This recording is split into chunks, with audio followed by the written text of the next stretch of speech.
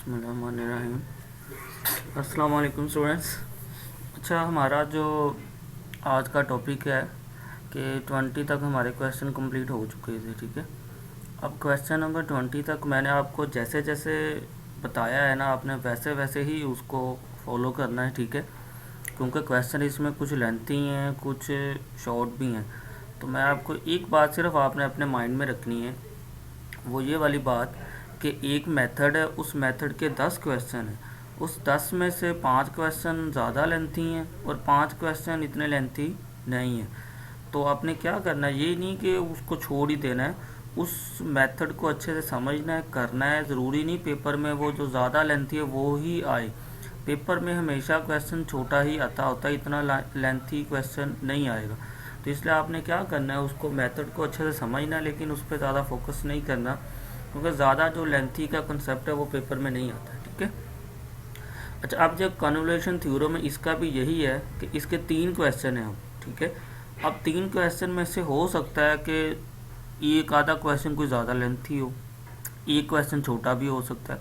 तो ज़रूरी नहीं कि फिर आप इसको छोड़ ही दो कि जी ये कन्वोल्यूशन थ्योरम के क्वेश्चन लेंथी, इसको हम लोग करना ही नहीं है, छोड़ ही देते हैं। नहीं, ऐसा नहीं करना कि आपने जो उस मेथड का छोटे छोटे क्वेश्चन है वो अच्छे से कर लेने, जो ज़्यादा लेंथी हैं उसको भी देखना है, उसको भी बिल्कुल छोड़ नहीं देना। पेपर में हमेशा छोटा क्वेश्चन ही आएगा। ठीक है, इंशाल्लाह। अच्छा, अब कन्वोल्यूशन थ्योरम का ये था कि ये पेपर के अंदर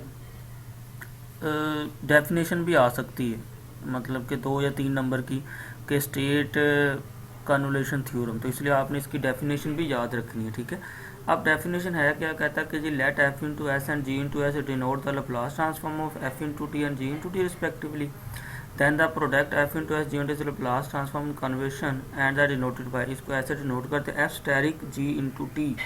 और ये इंटीग्रल की फॉर्म है कि F asterisk G into T is equal to 0 to T F into t minus u g into u t. अब इसमें करना क्या आपने कि एक फंक्शन में, कोई भी फंक्शन है, चाहे एफ वाले चाहे जी वाले में, आपने एक फंक्शन में इसको माइनस करना है, टी माइनस यू को। क्वेश्चन में भी हमने ऐसे ही सोल्व करना है कि सबसे पहले आपने ऐसे ये 2 फंक्शन लेने, F into S G into S, फिर उन दोनों फंक्शन का आपने लेना लप्लास।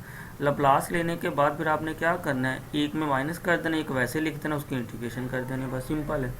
अब देखते हैं भाई क्वेश्चन नंबर 21। उसने देखो ऊपर स्टेटमेंट भी गिवन दी हुई है, कहता है जी use convolution theorem to evaluate the inverse Laplace transform.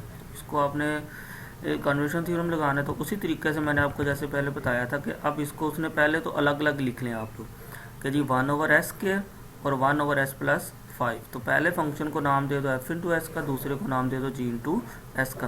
फिर उसी तरीके से मैंने आपको बताया था कि फिर आपने क्या करना है, इनका इनवर्स लैप्लास लेना। आपको पता है कि टी का लैप्लास कितना होता है, 1/s। ये हमने 11.1 में स्टार्ट किया हुआ है।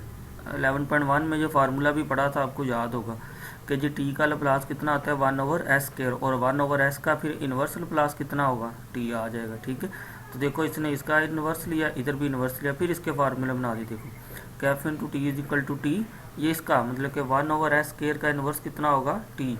फिर इसी तरीके से इसका कि 1/s+5, तो इसका फार्मूला बनता है e की पावर ई टी वाला। ठीक है, अगर इधर प्लस होगा तो इधर फिर माइनस आ जाएगा। ये तो 11.1 में आपने फार्मूले पढ़े होंगे। ठीक है, कि जी 1/s² का लैप्लास, टी का लैप्लास होता है 1/s², और e की पावर 5t का लैप्लास होगा 1/s+s-a।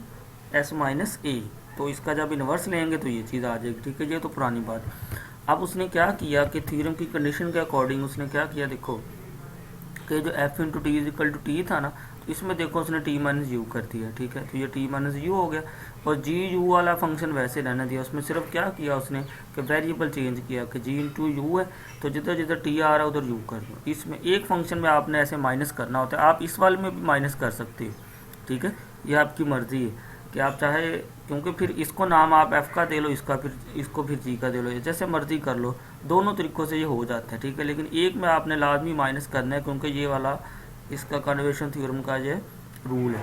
तो इस तरीके से ये का टी में हमने टी माने यू कर लिया, इस जी वाले को वैसे लिख लिया, बस जी इंटू यू बनाने के लिए जिधर टी था उधर यू आ चुका है।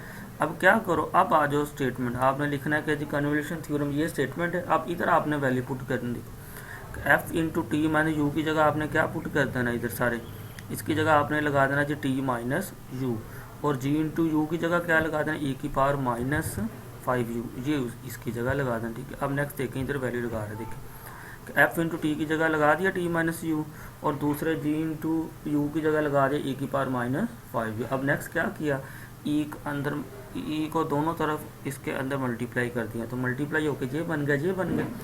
अब आपको नज़र आ रहा है कि आपने जस्ट अब क्या करना है, इसकी और इसकी इंटीग्रेशन करनी है। अब इंटीग्रेशन के लिए देखो क्लियर नज़र आ रहा है, ये दो फंक्शन क्या हो रहे हैं, मल्टीप्लाई, ये दो फंक्शन भी क्या हो रहे हैं, मल्टीप्लाई। तो आप इन दोनों पे क्या लगा दो, इस पर भी इंटीग्रेशन पे पार्ट्स लग जाएगा फार्मूला, इस पर भी इंटीग्रेशन पे पार्ट्स लग जाएगा। ठीक है, इंटीग्रेशन पे पार्ट्स का फार्मूला देखें आप लोग, तो पहला फंक्शन वैसे ही डेरिवेटिव दूसरे का, फिर माइनस लगा के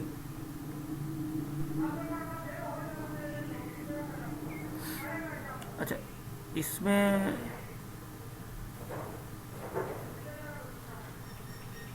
t as a constant use हो रहा है, sorry t as a constant use हो रहा है, t एज अ कांस्टेंट है तो t आ जाएगा बाहर हमारे पास, इसके इंटीग्रेशन हो जाएगी e की पावर माइनस 5u की। ठीक है, इसमें चूंकि u और इसमें भी u आ रहा है, इस हिस्से पे लगेगा इंटीग्रेशन पे पार्ट्स, इसमें नहीं लगेगा क्योंकि इसमें t as a constant treat हो रहा है, तो t बाहर आ गया, सिंपल e की पावर माइनस 5u की इंटीग्रेशन। इसमें चूंकि इधर भी u वेरिएबल है, इसमें e वाले में भी u है और du भी है, तो इस वजह से देखो ना इधर du है, तो इस वजह से ये t वाला क्या हो जाएगा, एज अ कांस्टेंट आ जाएगा। तो इसमें सिर्फ e की पावर माइनस 5u की इंटीग्रेशन ये आ गई, इस पे आप इंटीग्रेशन में पार्ट्स लगा दो। इंटीग्रेशन बाय पार्ट्स का फार्मूला पहले भी मैंने आपको बताया हुआ है कि पहला फंक्शन वैसे ही लेते हैं, दूसरे के इंटीग्रेशन, फिर माइनस इंटीग्रल लगा के इंटीग्रैंड ऑफ सेकंड फंक्शन, ये जो भी फंक्शन की आई है इसको उठा के इधर लिख लेते हैं, फिर डेरिवेटिव लेते हैं पहले फंक्शन, फिर जस्ट क्या किया, इसको आपने पास फिर सिंप्लीफाई करना है, सिंप्लीफाई करते जाएं, सिंप्लीफाई करने के बाद इधर तक आपका आंसर खत्म होगा। ठीक है, ये बहुत ही आसान क्वेश्चन है, इसमें कोई किसी किस्म का मसला नहीं होगा। आप कोशिश किया करें कि ये वाले नोट्स नहीं, आप दूसरे नोट्स को देखा करें। ठीक है, मैं तो उसको इसलिए यूज़ नहीं करता कि वो इधर वो हिडन हो जाने, आपको सही नज़र नहीं आने, इसलिए ये PDF वाले उठा लेता हूँ, उसने ज़्यादा स्टेप अच्छे किए हैं जो हैंड रिटन वाले। ठीक है, तो अब ये क्वेश्चन बनते हैं कि क्वेश्चन नंबर ये 20, 21, 22 और 22 के बाद मेरे ख्याल में इधर तक ही ख़त्म हो जाते हैं। ठीक है, 22, हाँ 23, ये 23 तक ना सब सारे कन्वोल्यूशन थ्योरम वाले ही हैं। ठीक है, इनको आपने ये जितने भी कन्वोल्यूशन थ्योरम वाले क्वेश्चन है ना, इनको आप देख लेना। अब देखो ना ये क्वेश्चन कितना लेंथी हो गया, ये ख़त्म ही नहीं हो रहा। अब ये ज़रूरी नहीं है 23 वाला ये पेपर में तो बिल्कुल भी नहीं आ सकता, देखो कितना लेंथी हो रहा है। तो इसलिए मैं आपको कहता हूँ कि जो उस मेथड का छोटा क्वेश्चन है उसको अच्छे से कर लो, जो ज़्यादा लेंथी है उसको बस देख लो, उससे घबराने या परेशान होने की ज़रूरत नहीं है। वो इतने ज़्यादा लेंथी है, देखो कितना लेंथी हो गया, ये कभी भी पेपर में नहीं आएगा। ठीक है, तो फिर ये नेक्स्ट लास्ट हमारे इंशाल्लाह ये रह गए 24 और वो वाले, और इससे नेक्स्ट वाले हैं एक दो, तो ये हम लोग इंशाल्लाह नेक्स्ट कर लेंगे।